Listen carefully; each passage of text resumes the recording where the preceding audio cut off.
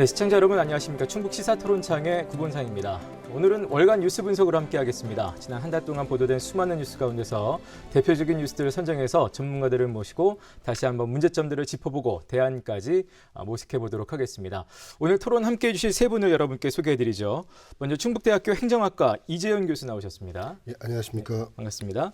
그 옆으로 충청북도 변호사회 여성특별위원회 위원장이신 정일순 변호사 나오셨습니다. 안녕하세요. 네, 반갑습니다. 제 왼쪽으로 서원대학교 경영학부 신용환 교수 나오셨네요. 네, 안녕하세요. 네, 반갑습니다. 자, 세 분과 함께 월간 뉴스 분석 본격적으로 시작하겠습니다.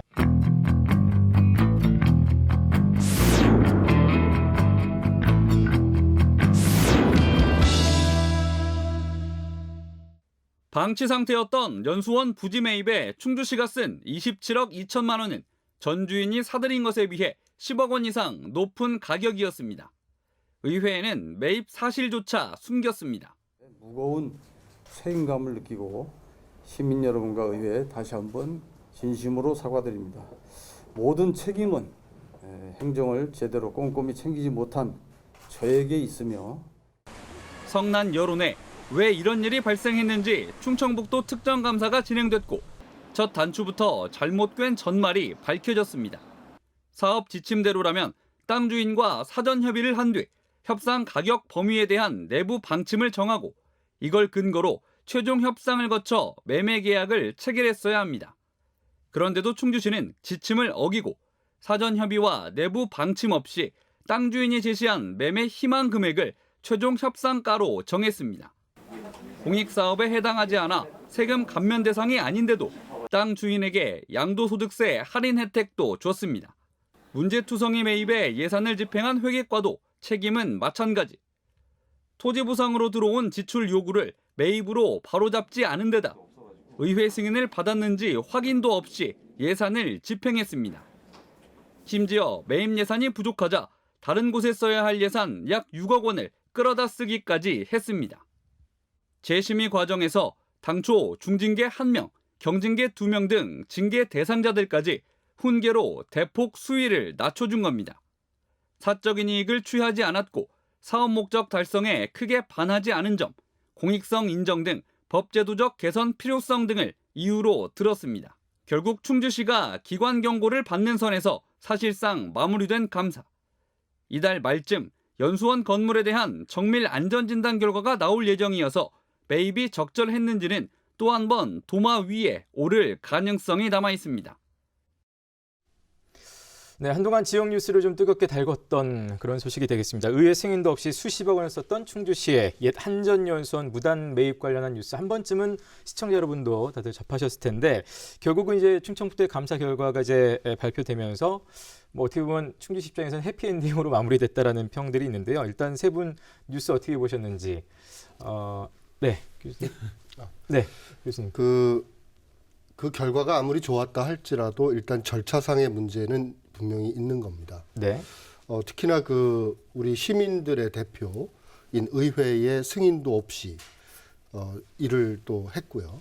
그리고 나중에 가서 정말 어처구니 없었던 것은 해피엔딩이라고 표현은 하지만 적극 항정의 어떤 모범 사례처럼 비춰지는 데 대해서는 정말 당혹스럽게 그지없습니다. 네. 그래서 이런 부분에 대해서 그럼 앞으로도 일단 지자체의 그 집행부가 일을 저질러 놓고 나중에 가서 목적이 부합됐기 때문에 적극 행정의 우수 사례다 이렇게 주장할 수 있는 하나의 사례가 만들어진다는 것이 상당히 좀 우려스럽습니다. 네. 다른 분들은 어떻게 보셨습니까? 요즘 교수님. 그 유행하는 광고 카피 말 중에 갑자기 뭐를 드립니다. 갑자기 뭐 휴대폰을 드립니다. 해서 네네. 그 갑자기라는 말이 유행하는데 갑자기 해피엔딩으로 끝난 것 같아요. 여러 가지 이제 감사 과정을 거쳐서 결론은 어쨌든 아무도 책임지지 않는 훈계니까 사실상 어떤 행정의 징벌 성격은 없는 거죠. 예. 그런데 그 내용을 들여다보면 또 이렇게 갑자기 해피엔딩이 되고 나서 마치 정치적 어떤 진영 논리처럼 돼서 한쪽 언론에서 의회에서 너무 이거 노봤던 거 아니냐 이런 식으로 또 막 몰고 가면서 다른 기사들이 많이 나오더라고요. 예. 또 이런 것들은 아니다. 분명히 좀 전에 우리 행정학 대가신 우리 이 교수님 앞에서 제가 이 전문 용어를 써 죄송하지만 한목적성이나 내용적 정당성이 있다고 하더라도 분명히 절차적 정당성 위배한 건 객관적 사실이란 말이죠. 이런 거에 대한 어떤 내부적인 반성이나 이런 것 없이 마치 결과가 이렇게 됐으니까 의회에서 너무 오버해서 이렇게 된 거 아니냐 네. 이런 식의 어떤 진영 논리로 또 마지막에 이렇게 갈라지는 부분은 참으로 씁쓸합니다. 네. 변호사님 어떻게 보셨습니까? 신 교수님 갑자기 해피엔딩 말씀하셨는데 저는 그들만의 해피엔딩 아닌가라는 생각이 듭니다. 그 감사 결과 보고서에도 보면 명백하게 이 건이 사업 시행 가이드라인이나 관련 법률, 공유재산 및 물품관리법을 위반했다라고 명시하고 있습니다. 그래서 제가 감사 보고서를 읽다가 봤는데 갑자기 맨 뒤에서 그래서 기간 주의 조치하고 관련자들은 훈계하라. 훈계는 말씀하신 것처럼 법상 징계는 아닙니다. 그래서 이게 논리 모순이 있는 것은 아닌가라는 좀 의문이 들고요. 적극 행정 말씀하셨는데 네네. 적극 행정의 경우에 면책이 되는데 이와 관련된 규칙이 있습니다. 그래서 적극 행정으로서 면책되는 것은 법상 고의 공무원에게 고의 중과실이 없어야 된다라고 명문으로 규정하고 있고 그 고의 중과실이 없는 경우란 해서 추정한다라고 해서 당연히 4가지 조건을 충족해야 되는데 예. 뭐 사적 이익이 없다 이런 부분은 당연한데 법령을 준수해야 되고 결제 라인을 지켜야 된다라고 분명히 되어 있습니다. 근데 이렇게 명백한 법령 위반의 경우를 적극 행정으로 본 것은 정말 그 규칙이나 관련 법령에도 맞지 않는 결과가 아니었나라는 생각이 듭니다. 예. 이제 뭐 충주는 이제 뭐 기관 경고 정도 받는 선, 그리고 이제 담당 공무원들은 그야말로 아까 징계 범위에 속하지 않는 훈계를 받는 선에서 지금 마무리가 돼서 근데 거기에서 이제 한 발 더 나가서 적극 행정 사례다 이 부분에 대해서 아까 이재인 교수님도 좀 한 말씀 하셨거든요. 충청북도에서 이렇게 적극 행정 사례다라면서 이제 면죄부를 준 셈이 됐고 이러다 보니까 공무원 실명제라든지 책임제를 좀 도입해야 되는 거 아니냐 이번 일을 보면서 그런 목소리들도 있습니다. 어떻게 생각하시는지요? 공무원 실명제 또 책임제 이런 부분은 진작에 도입을 했어야 되는 부분들인 거죠. 뭐냐면 그 공무원이 이제 자기가 책임을 지고 자기의 이름을 걸고 이 정책을 시행하겠다라고 하는 거거든요. 그 부분에 대해서는 약간 뭐 오히려 소극 행정을 유발할 수도 있다라는 그런 우려도 있지만 네. 실제로는 해야 되는 겁니다. 즉 예를 들어서 요즘 이제 공공 건축물이라든지 이 설계나 또는 그 시공 과정에서도 누가 했는지를 다 적고 있거든요. 그것처럼 이 절대 다수의 그 시민들이나 우리 국민들에게 피해를 줄 수도 있는 정책들이기 때문에 그 부분에 대해서는 소신 있게 추진할 수 있게끔 실명제, 책임제 도입해야 됩니다. 아 그렇게 생각하십니다. 네. 다른 분들 신 교수님. 저희가 이제 적극적 행정 행위로 오히려 포상을 해야 되는 거 아니냐는 이제 이 일이 이 징계 수위가 결정이 되고 나서 이제 나온 얘기들인데 예. 제가 씁쓸하다고 저도 말씀드렸는데 감사원에서 이제 2010년대 초반부터 공무원분들께서 이제 100%의 어떤 재량이 있다고 그랬을 때 100을 발휘했을 때 본인의 이제 책임 소재 이런 것들이 많으니까 우리 흔한 농담으로 한 7, 80만 한다. 이렇게 이제 이야기들을 네네. 많이 하잖아요. 그 부분에서 조금 더 적극적으로 해서 정말 주민들에게 어떤 효익을 증대하기 그런 걸 유도하기 위해서 이제 감사원에서 옛날엔 어떤 네거티브한 측면만을 감사를 하다가 지금 열심히 잘한 포지티브한 측면, 적극적인 측면을 포상한다는 개념의 이런 감사도 하고 그러는데 네. 제가 교과서적인 의미를 한번 찾아봤습니다. 적극적 행정행위. 예. 공무원이 불합리한 규제 개선 등 공공의 이익을 위하여 창의성과 전문성을 바탕으로 본연의 행정 업무를 적극적으로 처리하는 행위다. 네. 주로 이제 우리가 적극적 행위로 예를 들는 거 규제 개혁이라든지 이런 것들을 새롭게 아이디어를 내서 만들어내면서 가는 것들을 얘기하지 지금 요 경우는 충주의 경우는 있는 법에 정해진 그 절차를 위배한 거잖아요. 예. 이걸 적극적 행정행위라고 해석하기엔 너무나 견강부에다 맞지 않는 걸 갖다 붙인 거 아니냐 이런 생각이 듭니다. 예. 이 비슷한 사례들이 분명히 있을 텐데요. 또 이번 일 역시 뭐 어떤 사례로 남게 될 거기 때문에 이에 대해서 좀 우려하는 목소리들도 좀 있는 것 같습니다. 이런 비슷한 경우에도 이 정도의 솜방망이 처벌, 이 정도로 끝난 일들이 전에도 많이 있었나요? 어떻습니까? 예, 변호사님. 제가 찾아보니까 2019년도 바로 작년입니다. 감사원에서 지방자치단체 취약 분야 특별 점검이라는 명목으로 대대적인 특정 감사가 이루어졌습니다. 근데 그 중에서 전국적으로 이루어졌는데 35가지의 위법 네. 부당 사항이 적발되어서 기관의 경우에는 뭐 다른 징계가 없으니까 이제 주의가 조치가 여러 이루어졌는데 네. 대상자의 경우에는 대부분이 징계 사례였습니다. 그리고 적발된 35건 중에서 3건이 이제 공무원들이 이것이 적극 행정으로 면책 사유가 된다라는 주장을 했는데 그 3건 모두가 그 중앙기관의 승인을 받지 않거나 아니면 면허관청의 협의와 승인 없이 면허 조건을 변경한다든지 예. 뭐 신안군의 경우에는 우리 건처럼 의결을 받지 않고 의회 의결을 받지 않고 정책을 집행한 경우들이 그 3가지 경우에 면책을 주장하셨었는데 그 경우에도 모두 면책이 불인정되고 관련자들이 심할 경우에는 정직까지 내려진 사례들이 있었습니다. 그래서 관련 선례들에 비추어 봐도 이건 조금 경한 처분이 아닌가라는 생각이 듭니다. 상당히 좀 이례적으로 경한 처분이 나왔다고 볼 수 있을까요? 어떻습니까? 경한 처분도 처분이지만요. 예. 사실 이 경우는 어떻게 보면 앞으로도 이런 일을 해도 좋다라고 하는 네. 잘못된 선례라고 보는 거죠. 바로 그 부분을 이제 우려하는 목소리들이 예. 있는 것 같습니다. 왜냐하면 이제 저도 그 행정안전부의 적극행정위원회 위원인데 네. 이런 사례가 올라온 적은 없었습니다. 오히려 이제 창의적이고 또 국민들을 위해서 편의를 제공해주고 또는 이제 재난지원금처럼 그 신속성을 요구할 때 그럴 때 이제 많이들 적극행정 사례로 나오는 건 봤지만 의회 승인 없이 이 수십억 원의 돈을 집행부가 썼고 그것이 나중에 가서 훈계라는 건 사실 불문경고잖아요. 예. 그래서 이거는 뭐 경한 처분의 수준이 아니라 오히려 앞으로도 이런 나쁜 선례를 계속 해도 좋다라고까지 이야기한 거나 다름없다고 보는 겁니다. 예. 예, 신 교수님. 근데 굳이 이제 제가 공무원 열심히 고생하시는 공무원분들 어떤 그 대변하는 말씀을 하나 드려본다면 이제 정부에서 일종의 이 지금 도시재생 뉴딜 사업이잖아요. 네. 그럼 정해놓은 정부의 이제 예산 총량을 놓고 전국에서 이제 공모를 받겠죠. 공모하고 날짜가 지정돼 있는데 아마 당시에 이 땅을 매입하고 집행한 그 날짜를 보면 굉장히 쫓겼던 것 같아요. 마지막에 네. 혹시 이걸 못하면 우리가 이 예산을 확보를 못할 가능성이 높다라고 생각을 했던 것 같아요. 그래서 열심히 노력하는 건 다 좋은데 저희가 지금 공통적으로 지적하듯이 어찌됐든 그래도 정해진 법적 절차적 정당성을 반드시 확보하면서 해야만 한다라는 부분입니다. 네. 결국 이제 시정에 대한 신뢰 부분이 아무래도 좀 흔들리는 일이 아니었나라는 생각을 하게 되지 않을 수 없는데요.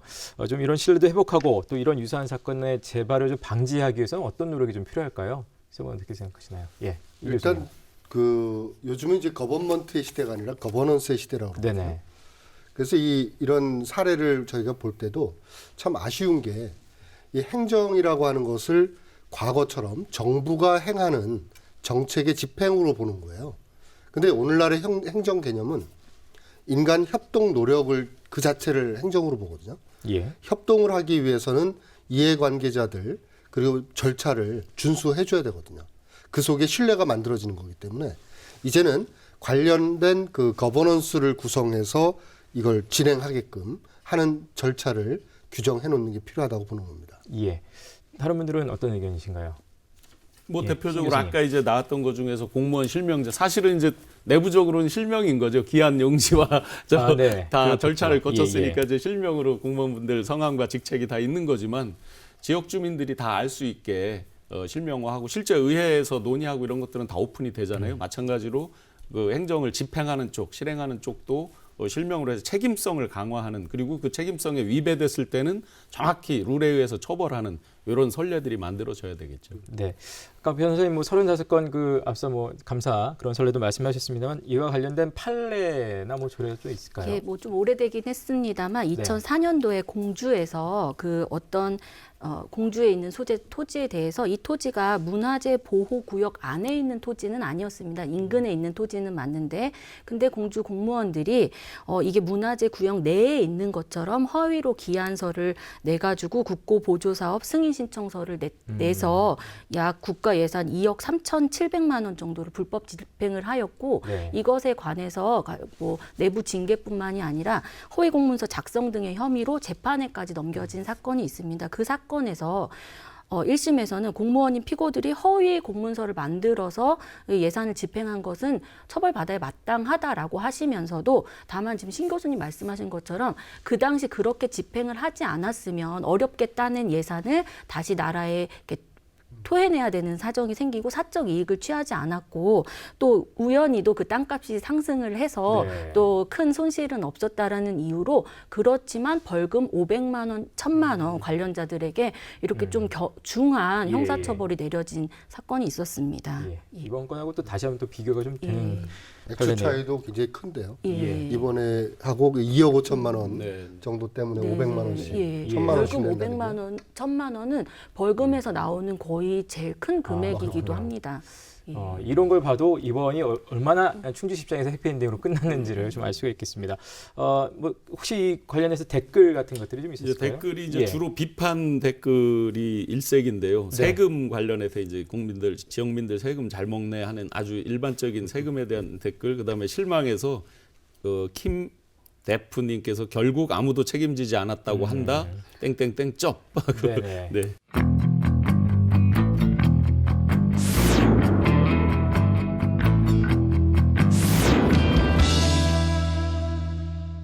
증평군 증평읍사무소에 마련된 주민자치센터. 말은 주민자치를 위한 공간이라는데 사실 주민들의 문화 여가 활동이 대부분입니다. 이 센터 운영에 관여하는 민간 기구가 바로 주민 20여 명 안팎의 주민자치위원회. 그나마도 독자적 의사결정보다는 행정기관의 자문기구 성격이 강했고 주민센터 이외의 영역엔 아무 권한도 없는 이름만 주민자치였습니다. 이런 주민기구의 위상이 달라집니다. 법률적 근거가 없던 주민자치위원회와 달리 특별법에 규정된 주민자치회 제도를 증평군이 내년 1월 전면 도입합니다. 주민자치회는 공원관리나 축제 계획 등 법률상 지자체 일부 사무에 대행 권한과 대표성을 부여받는 등 행정의 객체에서 부분이나마 주체로 바뀝니다. 앞서 충북에선 진천군이 세계 읍면에 부분 도입하기도 했지만 충북 기초지자체 차원에서 시군 전 지역 시행을 선언하기는 처음입니다. 지난 2013년 제정된 지방자치 분권 특별법에 따라 현재 주민자치회 제도는 전국 110개 시군구 626개 읍면동에서 운영되고 있습니다. 네. 자, 이번 뉴스는 증평군이 충북에서는 처음으로 주민자치 도입을 선언했다는 뉴스가 되겠습니다. 세 분 어떻게 보셨습니까? 예, 이번 신 교수님 먼저 좀 드리겠습니다. 사실 어찌 보면 이제 충북에서는 처음인데 전국적으로 보면 좀 늦었다고도 볼 수 있겠죠. 네. 기존에 이제 우리가 다 알고 있는 3대 권리라고 하는 주민 투표, 주민 발안, 주민 소환 이런 이제 어떤 기본 전통적인 개념에서 이제 직접적으로 제가 참여하고 예. 수의 민주주의, 대의제 민주주의의 꽃이라고 할 수 있는 직접 참여 부분인데 마침 이제 진천에서도 일부 시범적으로 하다가 또 전면적으로 하면서 네. 증평에서 전면적으로 한다는 거 저는 뭐 대단히 환영할 일이라고 생각합니다. 예. 이재영 교수님. 예, 저도 신 교수님 말씀하신 것처럼 이 주민자치회가 오히려 늦었다. 예, 이렇게 봅니다. 충북이 예. 원래 좀 늦게 가긴 하는데 이번 주민자치회도 증평군에서 네네. 먼저 시작은 됐습니다만은 전국적으로 보면 예. 좀 중반쯤 되는 거다 이렇게 보는 거고요. 이제 풀뿌리 민주주의라고 저희가 이야기를 하거든요. 예. 근데 그 풀뿌리 민주주의의 가장 뿌리가 되고 있는 게 이제 주민들이 시정에 참여를 하는 건데 네. 이 주민자치회가 이제 처음 시작이 되면서 저희 충북 다른 시군에서도 한번 예의주시하고 바로 도입을 좀 했으면 한다 이런 생각을 갖고 있습니다. 네. 전국적으로 한 중간 정도에서 지금 따라가기 시작했다면 어느 정도 앞선 시군들에서 전국적으로 잘 그래도 진행이 되고 있나 보죠. 그런 편이니까 또 보고서 같이 그렇죠. 따라가야 예. 하겠죠. 아무래도 이제 주민자치회라고 하는 것이 법적 기반을 갖고 들어가기 때문에 예. 오히려 책임 있게 또 주민들도 역할을 하게 되는 거거든요. 그렇군요. 예. 변호사님은 어떻게 보셨습니까?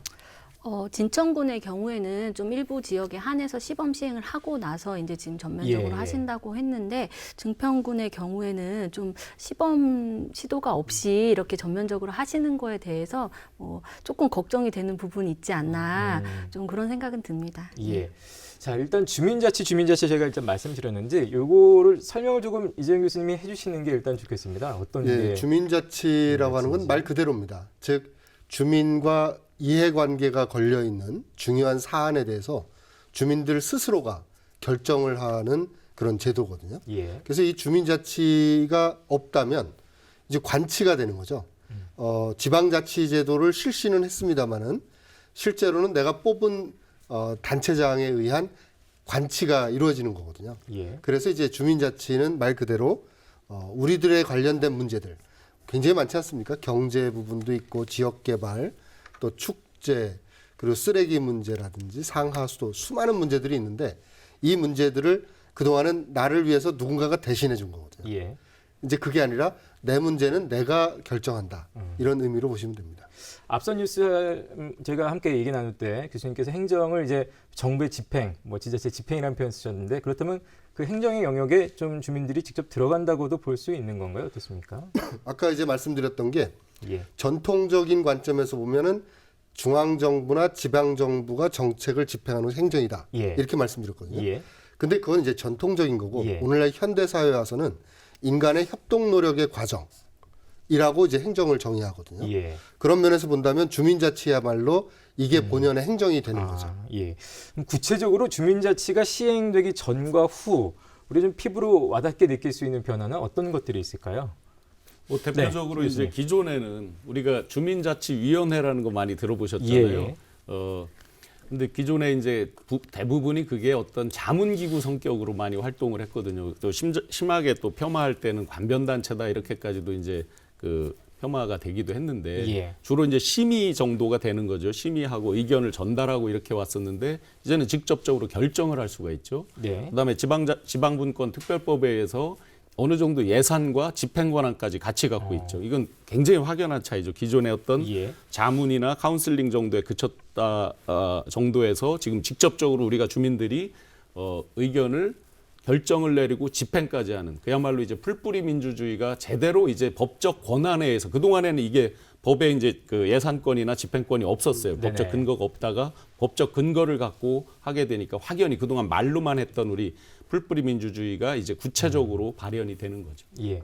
덧붙이실 말씀 있으신가요? 예, 뭐 주민자치위원회도 기존에 다 있었는데 그거는 이제 뭐 그 마을에서 예. 조금 열정적으로 하신 분들 위주로 뭐 문화센터를 네네. 한다든지 뭐 수강을 그 교육을 어떻게 한다든지 이런 거에 머물렀다면 지금 말씀해주신 것처럼 주민자치회는 법적 근거를 가지고 예산권과 집행권이 있기 때문에 동행정 업무에 대해서 자문이나 이런 역할에 그치지 않고 그 자체가 어떤 행정기관처럼 운영할 수 있다는 부분이고 때문에 선정도 사실 그 전에 자치위원회의 경우에는 아름아름 아시는 분들끼리 운영이 됐고 네네. 그 숫자도 좀 적었다. 그리고 그냥 아름아름 구하셨다고 하면 지금 주민자치회는 공고를 통해서 추천과 추첨이 같이 이루어지고 그 임명도 예전에 동장이 아닌 시장님이 직접 하시는 부분에 있어서 네네. 좀 주민의 대표 권한을 좀 확보했다라는 그 부분이 있습니다. 네.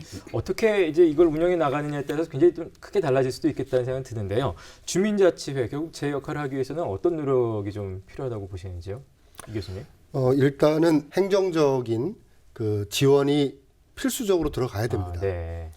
이게 이제 그 마치 행정적 지원이 내가 조금 더 지원하겠다라는 의도를 공직자들이 갖는 순간 이게 또 변질될 수 있거든요. 예. 그래서 이제 그 철저하게 추천과 추첨에 의해서 선정된 주민자치회 위원들이 활동할 수 있는 보조적인 역할에 그쳐야 된다. 근데 그마저 없으면 이제 이건 주민자치회가 운영되기 힘든 거죠. 예. 그래서 행정의 지원이 절대적으로 필요한데 그것은 주민자치회의 본질을 훼손하지 않는 범위 내에서 예. 예산과 인력 지원이 필요하다 이렇게 봅니다.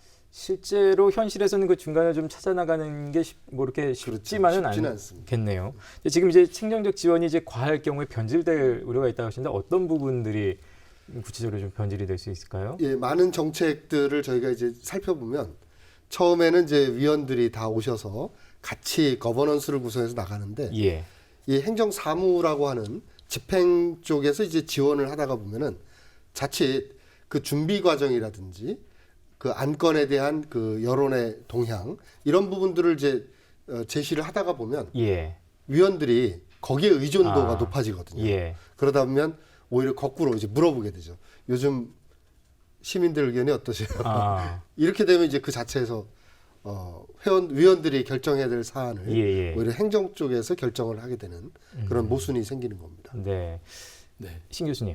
지금 교수님께서 이제 말씀하시듯이 거버넌스, 특히 주민자치 지금 해 같은 경우는 이제 민관 협력 거버넌스의 아주 표준 모델이 될 것 같거든요. 예. 공무원은 아니잖아요. 저희 주민자치 멤버들, 저 위원들이 준공무원처럼 이제 정치적 중립 의무 등등을 이제 부과를 하고 있을 뿐 정식 공무원은 아니지 않습니까? 네네. 그래 잘못 어떤 그 권한이 위임되고 하다 보면 그 중에서 이제 주도하는 분들의 어떤 이권이나 정치 논리, 진영 논리 이런 것들이 이제 굉장히 배제되어야 되고 또 주의해야 될 것 같고요. 그다음에 그 아까 변호사님 말씀하셨는데 위원들도 기존에 이제 많이 활동하시던 분들 위주로 아름아름 또 이렇게 돼 있다 보니까 어떤 또 잘못하다가는 그들만의 리그로 전락할 수도 있거든요. 그렇다면 예를 들어서 신규 위원들을 확보할 때 기존 분들을 숫자를 캡으로 제한을 하고 어떤 새로운 분들을 한다든지 하는 거. 그다음에 직역별, 직능별 어떤 전문가들을 모시는 게 중요하잖아요. 왜냐하면 지역 내에서 어떤 돈 씀씀이나 이런 것들은 회계를 전문으로 하시는 분들 또 법률에 대한 거는 이런 변호사님 등등의 어떤 전문가들이 참여해서 정말 제대로 국가 행정에 준하는 어떤 그런 감시와 규제 서로 조정이 있어야 될 것 같습니다. 예. 이제 지금 말씀하신 이 부분들이 다 이제 주민자치가 제대로 이제 흘러갈 수 있도록 노력해야 될 부분인데 특히 아까 변호사님 잠깐 지적해 주신 것처럼 그동안에 시범 운영이 좀 있었던 진천군과 달리 증평군에서 아주 전면적인 도입을 선언했기 때문에 이런 부분들에 대해서 더 좀 각별한 주의가 좀 필요할 것 같습니다. 어떻습니까? 예, 뭐 행안부에서는 이 지방자치회에 관한 표준 조례안을 다 만들어서 지금 공표를 하고 있는데 아직까지는 증평군의 경우에는 조례가 완전히 의결된 것 같지는 않습니다. 그래서 그런 부분에 대한 보완도 필요하고 네. 말씀하신 것처럼 행정적인 지원도 이게 관치화되지 않을 정도로는 지금 필요하지만 또 예산의 부분에 있어도 예산권이 있다라고는 했는데 이 위원들이 다 무보수 명예직이다 보니 사실은 누가 다 이렇게 돈도 안 받고 또 자기 이렇게 일을 따라가면서 적극적으로 할지 그런 부분이 조금 우려되는 부분은 분명히 있는 것 같습니다. 이런 부분에 대한 보완이 없이 너무 섣불리 좀 전면적으로 하시는 건 아닐까. 또 보니까 이제 공고문을 보니까 지금 증평군에 공고를 띄우셨는데 만 18세 이상 자격이고 행안부에서는 보통 교육 시간도 이수하도록 돼 있는데 그게 6시간 정도인데 증평군의 경우에는 4시간만 이수하면 그 참가 자격이 있도록 했더라고요. 그러니까 그런 부분도 이제 첫 시도인데 오히려 그 가이드라인으로 줬던 6시간 뭐 2시간 차이가 크지는 않을 수 있어도 그런 부분 좀 적극적인 교육과 이런 사전 좀 의식이 좀 필요하지 않을까라는 생각이 듭니다. 예. 이 교수님. 지금 말씀하신 부분에 저는 뭐 전적으로 동의하고요. 여기서 이제 한 5가지 정도 고민을 좀 해봤는데요.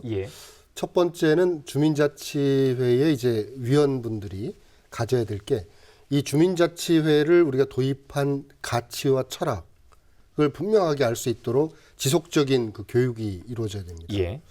두 번째는 그 주민자치회 성공을 위한 법제도적인 기반하고 조직적인 지원 이 부분이 이제 하나로 제도화된 지원이 있어야 된다. 그리고 세 번째는 주민자치위원분들이 계시지만 이분들 사이에서의 어떤 리더십이라고 하는 부분, 즉 주민자치의 본질적인 가치와 철학을 구현할 수 있는 리더십을 배양해 주는 것도 필요하다. 그리고 이제 네 번째는요. 조금 전에 우리 변호사님도 말씀하셨지만 무엇보다도 중요한 게 무보수 명예직이면서 헌신을 요구할 수밖에 없거든요. 자기 시간을 들여야 되고 자기 생업보다도 이쪽에 시간을 적어도 위원으로 있는 동안에는 헌신적인 노력을 요구할 수밖에 없다라는 거. 그리고 이제 마지막으로는 일반 시민분들도 있으시지만 전문성이 확보가 돼야 됩니다. 아까 신 교수님께서도 그 전문성 부분 말씀해 주셨는데 이 전문성이 빠지게 되면 둘러리로 전락할 가능성도 있다는 거거든요. 그래서 또 그렇다고 너무 전문가들만 들어가서도 안 되고 일반 시민분들과 각 분야별 전문가분들이 함께 나가는 이 5가지 요소가 적어도 있을 때에 새로운 그 주민자치회가 성공적으로 안착할 수 있지 않을까 그렇게 봅니다. 그럼 지금 말씀하신 것 중에 이제 전문성이 좀 있으면서도 무보수 명예직인 헌신을 필요로 하는 여기에 이제 주민들이 많이 참여하게 하려면 이게 쉽지는 않을 것 같은데 어떻게 하면 좀 참여를 좀 늘릴 수가 있을까요? 변호사님. 뭐 진짜 그 자발적인 참여 의식, 주인 의식만이 사실은 답이죠. 그리고 뭐 실비수당 자치위원회에 있을 경우에도 실비 정도의 이제 금원을 지급하게 되어 있는데 그것이 정말 뭐 예를 들어서 제가 만약에 주민자치 제가 할까? 막 이런 생각을 이걸 공부하면서 해봤는데 한 번은 좀 해볼 만하겠다라는 생각이 들면서도 막상 위원으로 위촉이 됐을 때 어느 정도의 시간을 할애할지 여부는 정말 네. 전적으로 내가 내 마을 일을 결정하겠다라는 봉사정신과 주인정신 없이는 안 될 것 같습니다. 예. 보니까 그 결국은 이제 참여가 제일 중요한 거잖아요. 그렇겠죠. 예. 최대한 많은 주민, 뭐 전 주민이 참여한다 그러면 가장 좋겠고요. 근데 선례로 이제 10년 정도 이렇게 이미 주민자치회를 운영해본 광주 이런 사례들 보면 맥시멈 지금 10% 정도 참여까지 왔거든요. 그럼 예. 저희가 새로 시작하면서 어떻게 하면 이제 참여를 잘 유도할까? 고양시 풍산동 이런 사례들이 있더라고요. 보면 동네 화폐 개념으로 해서 그걸 돈으로 지급하는 게 아니라 열심히 봉사 참여하고 헌신하고 하면은 그걸 마일리지 적립하듯이 해서 자체적으로 소비를 할 수 있게 해주는 뭐 이런 여러 가지 새로운 시대에 맞는 아이디어를 내서 많은 주민 참여를 유도하는 게 제일 큰 관건인 것 같습니다. 네. 이 주민자치와 관련해서 혹시 뭐 조례, 판례 같은 것들 법적인 부분도 좀 관련된 것들이 있을까요? 예, 막 좋은 사례들도 있지만 예. 사실 그 잡음이 끊이지 않는 곳들도 많습니다. 그래서 작년을 보면 울산에서는 누구나 학교라는 주민자치의 사업을 두고 서로 위원 간에 사퇴시키자 이런 법정 비화까지 간 사례가 있고 예. 가까운 세종시를 보면 작년에 세종시가 세 곳에서 주민자치위원회가 주민자치회로 출범을 했는데 네. 그중 한 곳에서는 기존 위원회 위원장을 하시던 분이 내년까지 남아있는 그 다음 해까지 남아있는 내 자녀 임기를 보장해라라는 주장을 하시면서 그 자치회 변화를 하지 말라는 법원에 가처분 소송까지 해서 기각은 됐습니다만 예. 그런 사건도 있었고 또 그 특정 그 정당과 정치색을 띈 분들이 위원으로 와서 그것과 예. 관련된 분쟁도 많았고요. 또 주민 자치가 확립되기 위해서는 아까 말씀하신 것처럼 이게 정치색에 휘둘려서는 안 되는데 네. 동대문의 경우에는 여기서 정치적 중립을 의무화하고 있습니다. 관련 조례들에서는. 근데 동대문에서는 지방의회 의원이 의결권을 갖지 않는 고문으로는 참여할 수 있다라는 지방자치회 조례를 만들어서 이 조례안이 폐기 운동이 돼서 폐기도 된 그런 여러 분쟁과 사례들이 존재합니다. 오늘 뭐 앞서 세 분이 말씀하신 부분들, 염려하셨던 부분들도 다 지금 실제 사례에 녹아 있는 것 같습니다. 관련된 댓글이 있으면 하나 좀 소개를 받으면서 다음 뉴스로 넘어가겠습니다. 근데 대부분이 이제 역시나 주민자치를 한다고 하면서 어떤 세금이나 예. 이런 것들 낭비에 대한 그 걱정이 많더라고요. 그래서 만두라면이라는 아이디 분께서 임원에게는 권한만큼 책임도 커져야 합니다라는 게 있고 세금 지원과 특히 이제 지방 아마 그 축제 이런 부분에 대한 우려인 네네. 것 같아요. 세금 지원과 지방 행사 추진 각종 지역 이권을 노린 꾼들의 잔치로 전락하면 안 된다라는 KSJ1님의 댓글이 있습니다.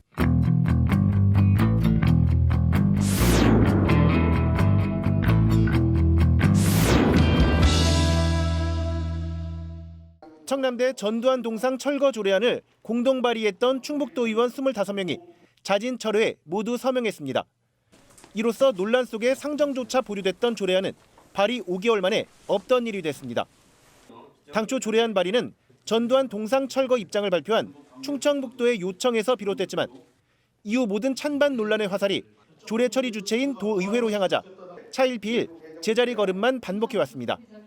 의회 차원의 논의 중단은 동상 철거에 관한 모든 결정과 부담을 다시 충청북도로 몽땅 넘긴다는 뜻입니다. 직접 세운 동상을 5년 만에 철거해야 하는 난처한 입장의 충청북도는 실제 철거에 미온적 태도를 보이면서도 도의회의 판단을 기다리겠다며 정작 논란의 중심에선 벗어나 있었습니다. 발의와 철회를 주도한 이상식 의원은 동상 철거와 조례는 직접 관련도 없다며 이럴 거면 빨리 결정하라고 촉구했습니다. 조례 뒤에 숨어있는 경향이 있었습니다. 그렇기 때문에 집행부가 결정할 수 있도록 조례를 철회함으로써 신속하게 도민들의 갈등이 종식되길 바랍니다.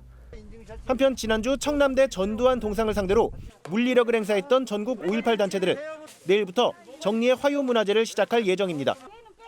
이시종 충북지사가 청남대 전두환 동상 철거 입장을 번복했습니다. 이 지사는 전두환 동상 철거를 요구해온 5.18 단체와 만난 자리에서 동상 철거에 대한 도민들의 찬반 입장을 고려해 동상 자체는 그대로 두되 사법적 판결 등 역사적 사실을 적시한 표지석을 추가 설치하는 방안을 제안했습니다.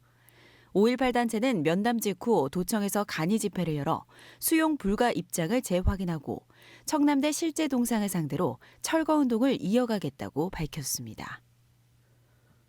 네, 자 청남대 전두환 노태우 대통령 동상 철거 관련된 뉴스가 되겠습니다. 지금 마지막 부분에 나왔습니다만 충청북도에서 결국 이 두 전 대통령의 동상은 철거하지 않고 그 역사적인 기록을 그대로 표시한 표지석을 세우는 쪽으로 이렇게 좀 절충안이랄까요? 이런 것들을 이제 제안을 한 상태인데 일단 관련된 뉴스 세 분 어떻게 보셨습니까? 예, 서로 미루시는데요. 이 부분이 아주 민감한 부분이 될 수도 있기 때문에 예, 사실 조심스러운 건 뭐 마찬가지입니다. 예, 근데 이제 철거하지 않기로 한 부분에 대해서 좀 잘했다라고 보고 있습니다. 예, 뭐냐면 우리가 역사적으로 수치스럽고 또 있어서는 안 될 그런 역사적 사실들을 없앤다고 없어지는 건 아니거든요. 대통령으로서 분명히 재임을 했고, 예, 그리고 그 부분에서 이제 역사적 과오는 정확하게 적시를 해두고 다시는 그런 일이 벌어지지 않도록 하는 게 중요한 거거든요. 그래서 이제 두 대통령, 전직 대통령의 동상을 철거하지 않고 그대로 두되 그 사법적 판단이라든지 그 당시에 잘못들 예, 이것까지도 함께 적시하는 게 맞다. 예. 저는 그렇게 보고 있습니다. 그 없어지지 않는 역사적 사실들이 있으니까요. 예, 변호사님, 예, 먼저 드리겠습니다. 예, 지금 마지막 뉴스 보신 것처럼 이 부분은 행정적 결단을 하냐 아니냐의 문제인데 이 정치 이념 대립 구조로 간 것을 계속 토론회를 하시고 뭐 조례를 어떻게 할까 수정 요구를 하시고 이러면서 질질 이렇게 끌어오면서 오히려 이렇게 관심 없던 분들도 뭐 어디 도의 입장이라든지 아니면 반대 입장이라든지에 대한 서로 이렇게 반목을 키워온 게 아닐까라는 네. 그런 부분에 대한 좀 아쉬움은 있습니다. 예. 신 교수님. 이 교수님께서 방송 시작 전에 내가 그 욕먹을 각오로 내 결론을 얘기하겠다 하셔서 저랑 입장이 완전히 다를 줄 알았는데 사실 똑같습니다. 기억과 기념을 우리가 분명히 구분해야 된다고 생각을 합니다. 잘못된 역사도 그걸 기념하자는 게 아니라 기억을 분명히 하고 후세들에게 잘못된 역사 이렇게 하면 안 된다라는 걸 저희가 철저히 가르쳐야 되겠죠. 다만 이 과정에서의 아쉬움은 왜 도에서 마치 처음에 이제 어느 시민단체가 주장을 했을 때 요청을 했을 때 예. 어느 한 방향의 결론을 내린 것처럼 얘기를 하고 오다가 지금 와서 이제 갈팡질팡하게 예. 하면서 결론이 이렇게 나가는 이 부분은 정말 아쉬운 부분이고요. 예. 지금 이제 신 교수님 과정의 아쉬움이라는 표현을 쓰셨는데 그간의 과정을 잠깐 간략하게 좀 다시 한번 예, 짚어주실까요? 예. 우리가 다 청주에 외지에서 놀러 오거나 하면 저희가 안내해서 꼭 찾아가는 청남대 83년에 이제 만들어졌고 2003년에 노무현 대통령께서 이제 저희 충북의 관리권을 이방하고 개방을 했죠. 예. 그러면서 2015년에 이제 동상 9분 전직 대통령님 동상 그다음에 저도 뭐 여러 번 손님들 모시고 갔지만 산책로 등등을 만들었습니다. 근데 지난 5월에 이제 그 청남대 동상철거 국민행동이라고 하는 이제 시민단체에서 그 전두환 노태우 동상에 대해서 철거를 요청을 했고 그에 대해서 도에서 마치 철거할 것 같은 뉘앙스의 답을 하면서 예. 가다가 가다가 이게 이제 어떻게도 찬반 양론 또 진영 간 논리로 이제 비화되고 이렇게 자꾸 이상하게 가니까 도의회에 예. 넘겼죠. 그래서 도의회에서 이상식 그 의원께서 25분의 동의를 받아서 이제 조례를 제정하는 걸로 즉 전직 대통령들 예우에 관한 법과 달리 법에 정해진 거에서와 마찬가지로 금고 이상 형을 받으면 예.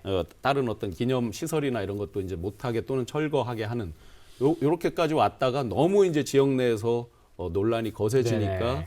다시 조례안을 철회를 하고 결국은 도에서 이제 집행하게 하는 요렇게 과정이 약간 갈팡질팡이 있었습니다. 예. 이런 과정들 보시면서 어떤 부분들 조금 짚어보고 싶으셨습니까? 예. 사실 그 저희 충북대학교에서도 교수님들 사이에 이 부분에 대해서 이제 많은 논의들이 있었어요. 그렇군요. 교수님 사이에. 예. 왜냐하면 이제 학자들 입장에서 예. 과연 그 두 전직 대통령의 동상을 그대로 존치하는 게 맞느냐, 아니면 역사적 과오에 대한 평가는 후세에 맡기고 그대로 적시를 하는 게 맞느냐. 근데 대부분 교수님들이 동상은 그대로 두되 잘못된 부분을 정확하게 짚어주는 게 좋지 않겠느냐. 예. 이런 또 내부의 의견도 좀 있었거든요. 예. 보면은 이제 그게 다 우리 시민들의 의견도 도민들의 의견도 이제 그렇다고 보고 어쩌면 그 의원들께서 그렇게 철회를 결정한 거는 잘한 결정이다 이렇게 보고 있습니다. 다만 여기서 이제 그 5.18 단체 얘기도 예. 나오고 했는데 그 부분에 대해서는 이제 같이 또 계속 협의는 해야 됩니다. 예. 서로 간에 설득도 하고 함께 의견의 일치를 볼 수 있도록 예. 같이 나가는 노력은 해야 됩니다. 우리와 의견이 다르다 그래서 뭐 배제를 한다든지 예. 그건 절대로 있어서는 안 되고요. 예. 같이 고민해 나가는 절차가 필요하다 이렇게 봅니다. 예. 변호사님은 예, 지금 이제 이 조례와 관련해서 이 조례가 발의됐던 것이 충청북도 전직 대통령 기념사업 조례 아니었습니다. 조례 명칭이. 그러면서 그 철거를 주장하시는 분들이 이제 금고 이상의 형이 확정됐기 때문에 전직 대통령으로서의 예우를 하면 안 된다. 그래서 제가 이제 한번 저는 법률가로서 이게 판례는 없기 때문에 관련 예. 법들을 봤는데 그 전직 대통령 예우에 관한 법률에서 규정하고 있는 예우라는 거는 연금 지급이라든지 기념사업의 지원, 그다음에 뭐 비서관이나 운전기사의 보조, 예. 그다음에 경호, 경비, 교통통신, 뭐 치료비 지원 이런 것들이 있고 이제 그 밖에 전직 대통령으로서 필요한 예우라는 조항이 있고 이게 이제 금고 이상 형이 확정되면 이거를 하지 않는다라고 규정이 되어 있는데 네. 이 청남대의 동상을 세운 것이 이 법에 근거한 것인가라는 것을 봤을 때 이 청남대는 아까 말씀하신 대로 노무현 정부 때 충청북도로 관리권이 이양되었고 예. 그 무렵에 충청북도에서 충청북도 청남대 운영조례를 만들었습니다. 근데 예. 그 운영조례의 재개정 이유를 보면 그 청남대가 충청북도를 대표하는 명소가 되었고 충청북도 대표 관광지에 걸맞게 운영조례를 재개정한다라고 이거는 대통령 예우에 관한 기념사업으로 이런 관리 운영 조례가 있는 것이 아니라 예. 그 관광 사업이 아닌가라는 생각이 들어서 그 대통령 예우를 박탈하고 아니고의 문제는 좀 아니지 않을까라는 좀 말씀을 조심스럽게 좀 드려보고 싶습니다. 예. 어쨌든 뭐 찬반의 의견이 있는 것은 분명합니다. 뭐 더 이제 뉴스들이 나오고 하면서 더 많은 분들의 그런 것들을 시선들을 다 받아온 것이 아니냐라는 아까 변호사님의 의견도 있었습니다만 앞으로 이 문제는 어떻게 흘러가리라고 보십니까? 일단 5.18 시민단체 쪽에서는 계속해서 동상 철거를 좀 요구를 하겠다라는 입장을 밝힌 상황이기 때문에 예. 네네. 지금 사회자님 말씀대로 철거하자는 쪽은 이제 반역자의 동상을 설치하는 게 말이 되느냐. 즉 예. 역사적이거나 어떤 교육적인 측면이 가미돼 있을 것 같고요. 또 반대하는 쪽에서는 대통령 예우와는 무관하고 충북의 관광 뭐 예. 등등에 대해서 얘기를 했는데 저는 그게 지금 이제 변호사님이 좀 짚어주셨던 그 네네. 부분이기도 그 하죠. 두 가지가 예. 다 병행한다고 생각이 됩니다. 그리고 실제 이제 논쟁 가운데에서 공적인 장소냐 사적인 장소냐의 논쟁까지 있었고요. 예. 근데 다 역시나 그것도 병행한다고 생각을 합니다. 그냥 예를 들어 청남대로만 써졌을 때는 대통령님 개인의 어떤 사적 공간이었는지 모르지만 이제는 모든 시민과 국민들의 공적 공간이기도 하고요. 예. 그런데 이런 왜 소모적 논쟁이라고 표현을 하냐면 어느 진영, 어느 정권, 어느 정당이 더 우위를 점한다고 해서 이 논쟁이 끝날 리가 없겠지요. 정권이 바뀐다든지 어떤 주도하는 진영이 바뀐다든지 해도 끊임없이 나올 논쟁이거든요. 그렇다면 저희가 이제 합리적 접점을 찾는 건데 예. 아까 교수님도 말씀해 주신 대로 기억과 기념을 구분을 해서 과연 나쁜 거에 대해서는 명확하게 나쁜 거에 대해서 적시를 해야 되겠죠. 예. 여기에 마침 이제 정치적인 것까지를 가미를 해본다면 국민의힘 김종인 대표도 지난 그 역사의 과오에 대해서 사과하겠다고 하셨으니 그런 부분까지 해서 정확하게 개념 규정을 해놓고 예. 어떤 교육적인 면, 역사적인 면에 관광적인 면까지 우리가 시너지를 거꾸로 이 논쟁을 소모적인 거에서 발전적인 걸로 승화시키는 게 어떤 도민의 역량이지 않을까 생각이 듭니다. 예. 뭐 다른 두 분 뭐 더 덧붙이시거나 예 앞으로 어떻게 보리라고 좀 되리라고 생각을 하시나요? 예. 아마 이 부분에 대해서는 계속 이슈화가 되면 될수록 청남대가 관광 명소화가 될 것 같아요. 아 그런가요? 왜냐하면 이제 그 전까지도 청남대 안 가보셨던 분들이 예. 한번 가서 봐야 되는 거 아닌가. 네. 뭐 역사적인 사실에 대해서 나도 한번 경험했던 예. 분들이니까 하고 특히나 그 중국 쪽에 이제 관광객들이 그 썸머 팰리스라고 그래서요. 그 여름 별장으로 인식들이 다 돼 있어요. 아. 그래서 저희도 중국에서 학자들이 오시면 예. 제일 가고 싶은데 어디냐 그러면 썸머 팰리스. 저희 청남대 가고 싶다. 그래요. 예. 그래서 이제 가면 거기에 히스토리가 이제 또 나오는 거죠. 예전에 이러이러한 논란들이 있었다 하면서 그 당시에 이분들이 왜 이랬는지 두 전직 대통령이 이런 그 논란이 됐던 이야기들이 나오면서 자연스럽게 과거의 역사적인 잘못들 그 부분도 이제 짚고 넘어가게 되는 거죠. 예. 그래서 제가 볼 때는 끊임없이 논란이 되긴 되는데 관광 명소화의 하나의 또 그 주제가 될 것 같습니다. 예. 어떻게 보면 또 하나의 좀 바람이기도 하신 것 같습니다. 뭐 혹시 덧붙이실 말씀 있으십니까? 없으시면은 관련된 뉴스 그 댓글 저희가 좀 찾아본 것들 함께 예, 아마 이게 나눠보죠. 댓글은 저는 댓글을 찾으면서 찬반 양론이 많을 줄 알았는데 예, 예. 댓글은 유지해야 된다는 댓글이 압도적으로 많았습니다. 그래요? 아마 좀 더 예. 이제 유지하는 쪽에서 더 적극성을 갖고 댓글을 달았을 가능성은 있을 것 같고요. 예.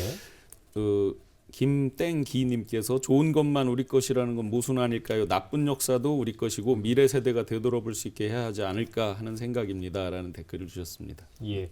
댓글 안에 찬반이 좀 많이 있을 것이라는 예상과 좀 사뭇 다른 네. 양상이긴 하네요. 예. 자, 오늘 월간 뉴스 분석 함께 해봤습니다. 함께 해주신 세 분 감사드리겠습니다. 고맙습니다. 네, 지난 한 달 동안 지역민들의 관심을 끌었던 뉴스들 중에서 대표적인 뉴스들 선정해서 함께 들여다봤습니다. 월간 뉴스 분석 저희는 앞으로도 계속해서 더 깊이 있게 들여다보고 현실적인 대안을 찾기 위해서 노력하겠습니다. 충북 시사 토론창 오늘 순서 여기서 마치겠습니다. 시청해주신 여러분 고맙습니다.